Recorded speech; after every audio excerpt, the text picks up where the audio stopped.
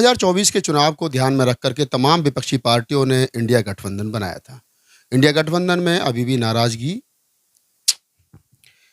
2024 के चुनाव को ध्यान में रख करके विपक्षी पार्टियों ने मोदी सरकार को और एनडीए को घेरने के लिए इंडिया गठबंधन बनाया था।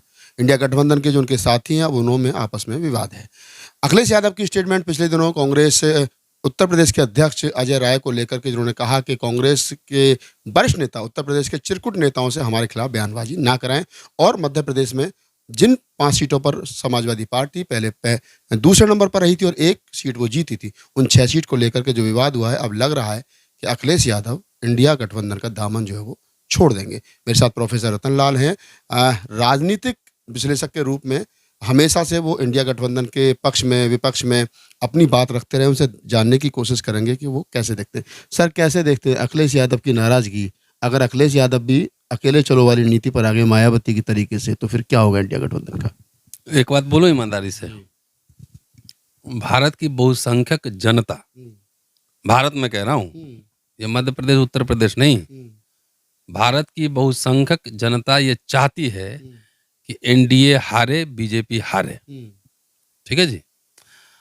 और मैं आपको एक बात और बताता हूँ, जो आपने बसपा की बात कही, बसपा के समर्थक, मैं भक्त नहीं कह रहा, मतलब जो कैडर वो छोड़ दीजिए इनको, जितने पढ़े लिखे लोग उनके जो समर्थक हैं उसमें से सर्वे करा लीजिए, मैं दावे के साथ कह रहा हूँ 90% ये भी चाहते हैं कि बहन जी इंडिया गठबंधन में आए। और आइडियल स्थिति तो यही होती, क्योंकि देश बहुत संकट से गुजर रहा है, मुल्क ये, और बड़े बड़े नेता की तो बात हम क्या कहेंगे, वो तो बड़े बड़े जगहों पे रहते हैं। हम जैसे एक्टिविस्ट, एकेडमिशियन, इंटेलेक्चुअल बार बार जो देख रहे हैं कि किस तरह दमन और उत्पीड़न हो रहा है, तो हम लोग को तो लगता है कि भाई पहले की सरकारों में भी हमने काम किया है, तो डिफरेंस ऑफ ओपिनियन के साथ भी हम लोग रहते थे, लेकिन इस तरीके से दमनात्मक कार्रवाई नहीं होती थी। ठीक है जी। मैं ये नहीं कह रहा हूँ कोई वहाँ मतलब घी की नदियाँ बह रही थी, कि रिलेटिवली इससे बेहतर जरूर था, बातचीत हो जाती थी। अब तो बातचीत नहीं होती है, show me your face, show me your, I will show you the rules, show me your cast, show me your religion, I will show you the rules, ये बात है। तो ये लोग तो चाहते हैं कि इंडिया गठबंधन जीते।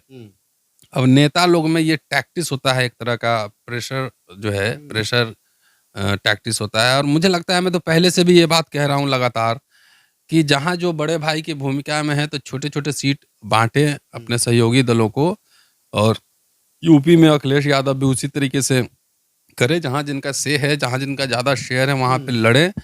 और प्राइम फोकस ये है कि 2-4 सीट के लिए हम झगड़ा करें कि हम बीजेपी गठबंधन को हराएं, सबसे महत्वपूर्ण मुद्दा ये है। तो हम तो किसी पार्टी के न प्रवक्ता हैं और न किसी पार्टी के एकदम हार्डकोर कोई झंडा लेके घूम रहे हैं, लेकिन एज एकेडमिशियन, एक्टिविस्ट जो एनालिसिस करना होता है वही मैं करता हूँ, कि 2-4 सीट के लिए लड़ना है कि बीजेपी गठबंधन को हराना है। प्राइम टारगेट ये होना चाहिए। हमारी समझ से बीजेपी गठबंधन को हराना जो है प्रमुख मुद्दा होना चाहिए। और छोटे मोटे झगड़े हैं तो बीजेपी से सीख लेना चाहिए, बीजेपी से सीखना चाहिए। ऑल्दो कि लोग मतलब जो काम करने की शैली हम सब देख रहे हैं, लेकिन देख रहे हैं छोटा छोटा 2 सीट वहाँ चिराग पासवान को दे देगा, 2 सीट चाचा जी को दे देगा, 2 सीट भतीजा को देगा, मना लेगा, ओम प्रकाश राजभर को 2 दे देगा, और 2 निषाद पार्टी को दे देगा। मतलब जो आ जाओ भाई, जितना तुम नट बोल्ट बना रहे हो तुमको भी दे रहे हैं, तुम पंचर लगा रहे हो तुमको भी दे रहे हैं, सबको दे रहे हैं।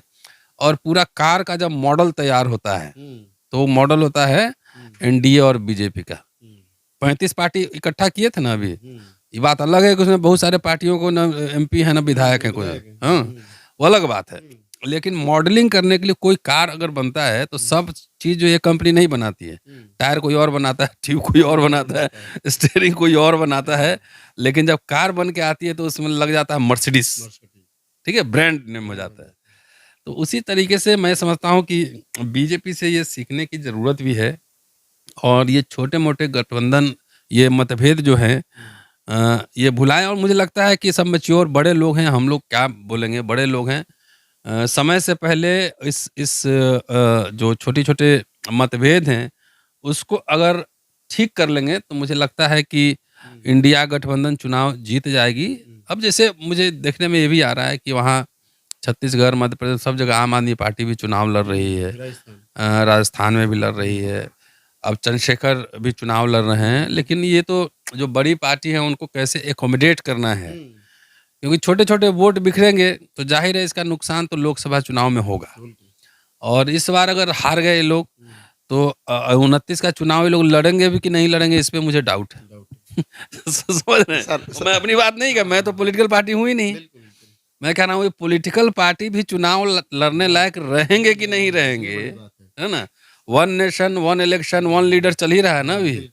तो क्या फॉर्म लेगा, और आरएसएस बीजेपी से कुछ भी एक्सपेक्टेड है, ये कुछ भी एक्सपेक्टेड है। मैं छात्र हूँ इतिहास का, ये कुछ भी बोलेंगे कुछ और, करेंगे कुछ और। ठीक है साहब, तो ये बात है। हम लोग की राय ये है कि सब जितना जो है मिटाना हटाना चाहिए। और दूसरी बात है ना कि ये अच्छे लोगों को चुनाव लड़वाना चाहिए। बीच में क्या हुआ था मैं बताता हूँ, आप 80s देखिए तो कुछ पत्रकार भी चुनाव लड़ते थे, कुछ वकील भी लड़ते थे, कुछ यूनिवर्सिटी के प्रोफेसर भी लड़ते थे। फिर एक समय आया कि बाहुबली सब जो है लड़ने लगे, खाली बाहुबली। जब पार्लियामेंट में देखिए तो खाली बाहुबली, क्रिमिनल केसेस इतने हैं, ये हैं वो लड़ने लगे। फिर एक दौर है कि जिसमें खाली पैसे का बोलबाला है, पैसे का बोलबाला है। लेकिन ये भी डीलर आ गए, प्रॉपर्टी डीलर आए हैं, प्रॉपर्टी डीलर आ गए हैं। उससे आप उम्मीद करेंगे कि वो आइडियोलॉजी पे बात करे, वो सेकुलरिज्म पे बात करे, सोशल जस्टिस पे बात करे, कॉन्स्टिट्यूशन पे बात करे और नेशन बिल्डिंग पे बात करे, तो अपने आप को धोखा देना है वो। ठीक है जी, ये सब बहुत बारीकी चीज़ है। अब संसद का जब प्रोसीडिंग आप पढ़ेंगे, जब बाबा साहब जब संसद में बोल रहे थे, मैंने कई वीडियोस बनाए हैं उस पर, ये कितने शानदार लोग सब थे, पढ़े, डिफरेंस ऑफ ओपिनियन के साथ पार्लियामेंट में थे। गाली गलौज नहीं थी, संसदीय मर्यादा पे भी बाबा साहब ने लिखा है, उसमें बोला है तमाम बातें। तो आप जैसे लोगों को विधानसभाओं में और संसद में लेकर आएंगे, संसद का चरित्र वैसा ही बनेगा।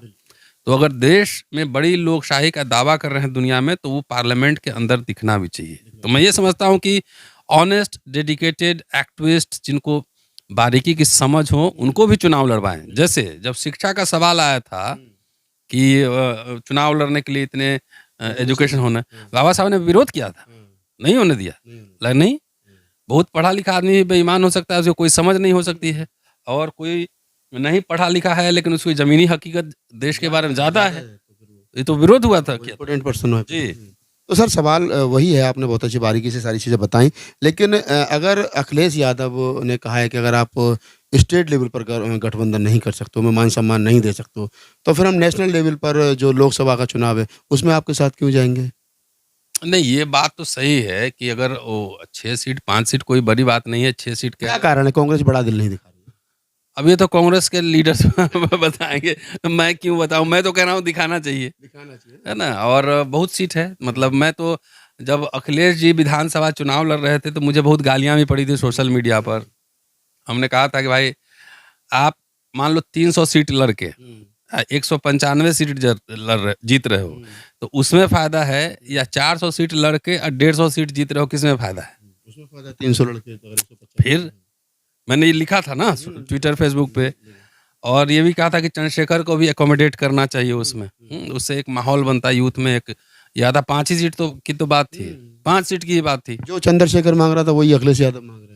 वो भी कह रहे हैं कि हम लोग 6 दिन से बैठे, हमसे बात नहीं की, अगर बात नहीं करनी थी तो पहले ही मना कर देते हम। हाँ, तो वही कह रहा हूँ ना, 5 इतिहास आप यार, मतलब नहीं, 5। सर, आप इतिहास के प्रोफेसर है तो इतिहास दोहरा रहा है, इतिहास दोहरा मैंने वो याद दिलवा दिया आपको ना कि 5 सीट मांग रहे। देखिए ये सब बड़ा दिल दिखाइए, आपके सामने बड़ा जब शत्रु होता है ना, देखिए कभी भी एब्सोल्यूट प्योरिटी में राजनीति नहीं होती है।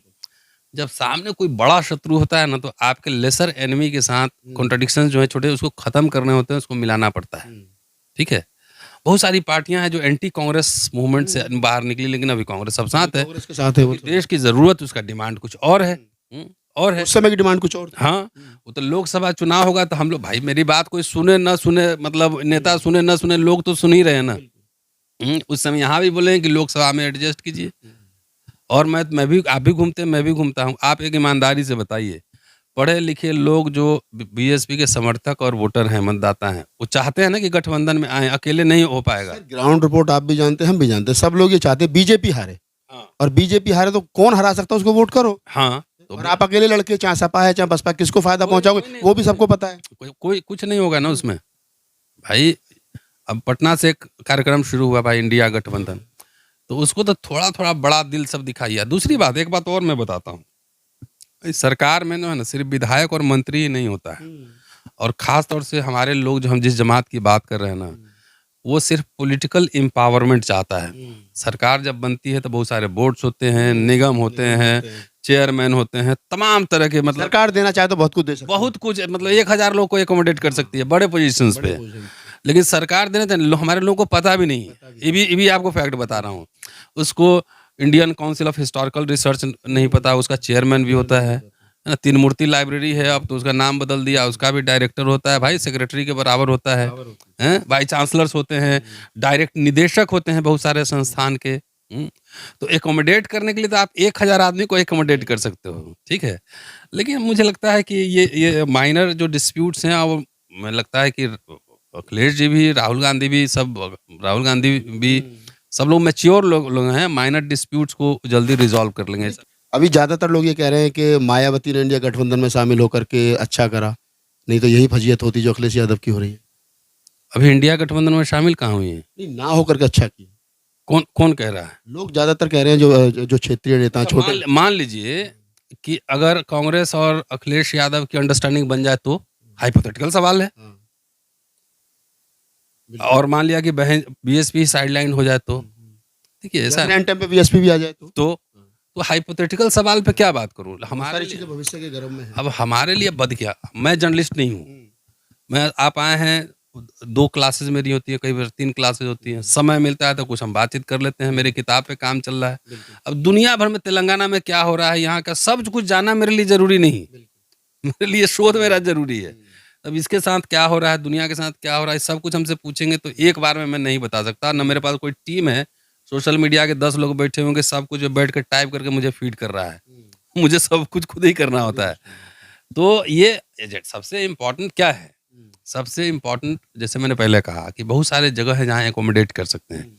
सबसे पहले है जरूरी एजेंडा।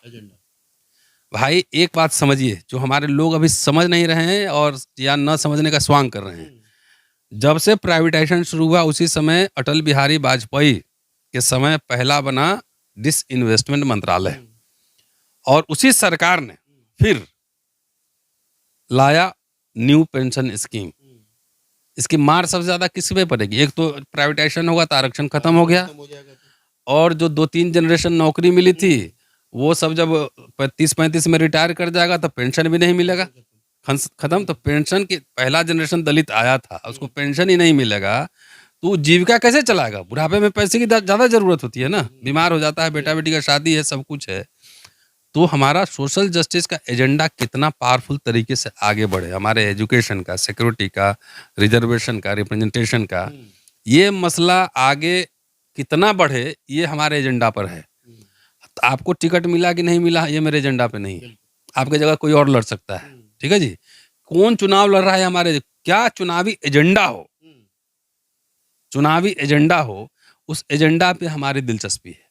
और मैं समझता हूं कि जिस तरीके से कई नेताओं ने जाति जनगणना के सवाल पर बोला है, कई दलों ने बोला है सोशल जस्टिस, जाति जनगणना, मैं समझता हूं कि 24 का एजेंडा न्यू पेंशन स्कीम को खत्म करो, प्राइवेटाइजेशन खत्म करो, सोशल जस्टिस, कास्ट सेंसस, सब एजेंडा बनेगा 24 का। तो आप ये मानते हैं, चलते चलते हमारा यही सवाल है, फिर जहाँ से हमने बात शुरू की थी फिर वहीं आते हैं, कि आप मानते हैं कि राहुल गांधी या कांग्रेस पार्टी को, राहुल गांधी को नहीं, कांग्रेस पार्टी को बड़ा दिल दिखा करके, जैसे बीजेपी तमाम लोगों को लेकर के साथ चल रही है, उनको भी तमाम लोगों को जहाँ पे मजबूत है उसको थोड़ा दिल बड़ा दिखाना चाहिए। ये सिर्फ एक पार्टी के नहीं, मैं तो अखिलेश जी के लिए भी यही बात बोलूंगा। उस समय भी जब मैं कह रहा था कि 5 सीट ठीक है चलेगा, 5 सीट कुछ नहीं है, 5 सीट दिए रहते, उसमें अगर मान लिया कि थोड़ा सा और पुश कर देता, बहुत सारे एक्टिविस्ट लोग एनर्जेटिक हो जाते, आ जाते साथ में, तो हो सकता है सरकार भी बन जाती। देखिए 99 में या 100 में सिर्फ एक का फर्क होता है, अगर 99 में एक जुड़ जाए तो 100 बन जाता है, और 1 रन कम बनाता है बैट्समैन, न कहता है कि 90s में आउट, हाफ सेंचुरी हो गया, समझ रहे हैं। तो इसलिए क्वांटिटी को क्वालिटी में कैसे तब्दील करना है ये भी जरूरी है, समझ रहे हैं। नेता लोग ज्यादा बताएंगे, हम तो कोई लीडर तो है नहीं, लेकिन थोड़ा बहुत इतना समझता हूँ उतना बता देता हूँ। भले बहुत लोग मुझे गाली भी देते हैं, लेकिन बात तो वही होगी, 30-35 में जनरेशन पूरा रिटायर, 37 में तो मैं रिटायर कर रहा हूँ, लेकिन संजोग से मैं ओल्ड पेंशन स्कीम में हूँ, आपको पेंशन मिलती रही है, मिलती रहेगी। मतलब हमारी चाय में कोई हमारी नुकसान सरकार अगर रही तो क्या करेगी ये भी नहीं जानता हूँ, मिलेगी कि नहीं मिले इसकी भी गारंटी नहीं नहीं, ये भी खतरा है, रतनलाल रहेंगे ना रहेंगे।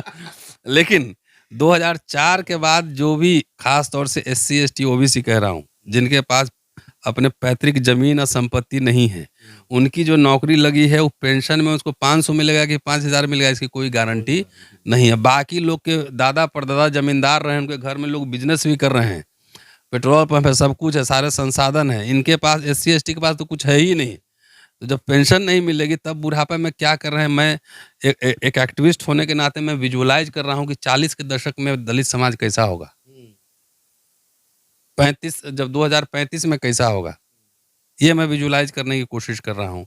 जब सरकारी नौकरियां नहीं रहेंगी, पेंशन नहीं रहेंगी, बिजनेस में हमारे लोग एंट्री नहीं मार रहे हैं, ज़मीन उनके पास है नहीं, तो कैसा रहेगा ये मैं कोशिश कर रहा हूँ। शायद उस समय तक जिंदा रहूँगा। और जो आज इंटरव्यू ले रहे हैं वीडियो सब बचा के रखिएगा। और जितने लोग मुझे गाली दे रहे हैं उस समय भी वो बूढ़े हो रहे होंगे। उस समय उनसे पूछा जाएगा कि कितनी नौकरियां मिली बच्चे, पेंशन। सब लोग तो नेता नहीं बनेगा ना। 30 साल पहले जो रतनलाल चिंता कर रहे थे, 30 साल के बाद क्या उसका इफेक्ट है, वो सारी चीजें फिर होंगी। एकदम एकदम एकदम। इसलिए नेता सब लोग नहीं बन सकता है, लेकिन करोड़पति बहुत लोग बन सकते हैं, नौकरी बहुत लोग पा सकते हैं। तो सरकार की नीतियों पर डिपेंड करता है। चलते चलते फिर भी यही कहूँगा कि सब नेताओं को बड़ा दिल दिखाना चाहिए, और अगर इंडिया आपने बनाया है तो इंडिया दिखना भी चाहिए। और इंडिया देखने का मतलब है कि हर रंग होना चाहिए, हर भाषा होनी चाहिए, हर संस्कृति होनी चाहिए, यानी हर पार्टी का उसमें अपनी हिस्सेदारी होनी चाहिए।